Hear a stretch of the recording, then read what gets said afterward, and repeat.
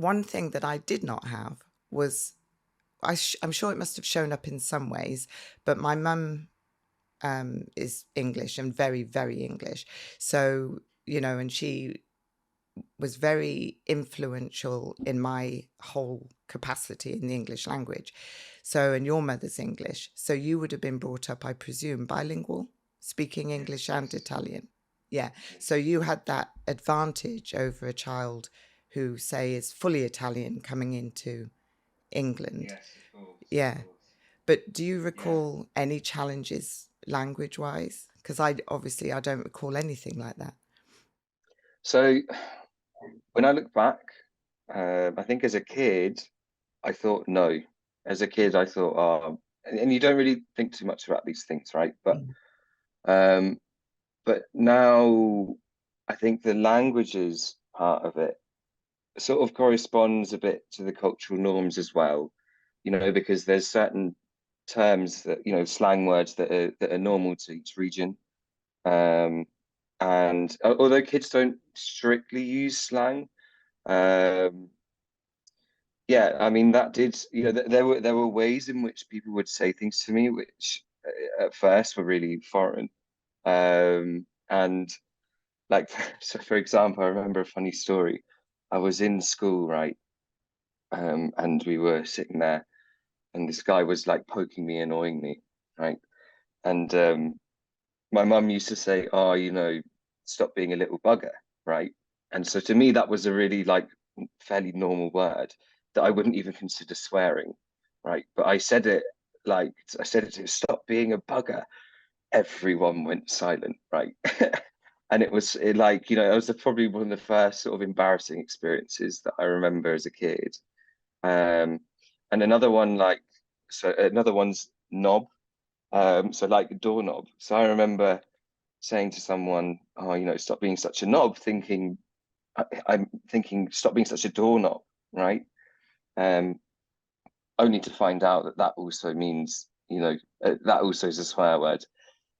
So yeah, I think there weren't strictly like linguistic challenges in the sense of like I don't understand, but it was more I don't understand certain contexts of certain words, and therefore when I use or misuse words, sometimes they could be misused like in a way that is really sort of misinterpreted by people, not in the way that I intended. And I think then, having that sort of set of experiences as a kid then makes you think, okay, well, I need to be explicit, I need to be pretty clear with what I'm saying to the Mm. world around me, and then obviously, does that brings up like certain sets of anxieties, like, oh, do I talk? Do I not? Should I say this? Should I not? And I think it sort of led me to be sort of growing up quite a reserved person. Mm. I'm a lot less reserved now, and this is the duality. This is where we start with the dualities, right? Because the Italians, they're very open. Mm. You walk around Italy, like, I was there recently. I was on a train, and I had to like lock the bike up on the train. This guy just starts talking to me like, "Oh, mate, watch out. It could be that you need to really watch your bike. It happened to my friend. Just it's super engaging. Don't know this guy. And so then I can also be like that, and it's sort of Mm. something that's like a bit intuitive to me. I just am like quite a talkative person to strangers. Um, and so then, part of me wants to be really outgoing. Then part of me is also thinking, no, no, no, you have to stop yourself. And so then, yeah, this is where the sort of dualities, I guess, like would have started for me. I have to be careful with what I say, but I also want to be quite outgoing, Mm. as an intuition. Yeah. And I think it sort of speaks to the fact that, growing up in Italy is sort of quite young, everyone's quite outgoing, blah, blah, blah. Like in my head, the world is outgoing, right? Okay. Therefore, I'm also outgoing. And that's sort of something that's ingrained coming here. With the UK, people are known for being reserved, number one. Yeah. But then also like making these sort of subtle mistakes and then, getting sort of the social cues that you need to watch what you're saying. Yeah, that was pretty interesting and yeah, definitely not easy to navigate as a kid and not something that really can be taught either. Mm. I don't know, do you have similar experiences maybe? I think the kind of similar experiences with my dad in a way, but more um, in that cross cultural piece where my dad would tell me how to handle something, and and my dad's way would be very direct, very straight.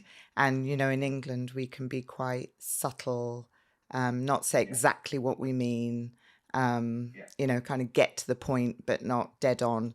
And so I met challenges like that because, you know, I remember saying to a child, a fellow classmate, would you like to come to my house for tea? And expected her to say yes or no. And she said, I don't mind.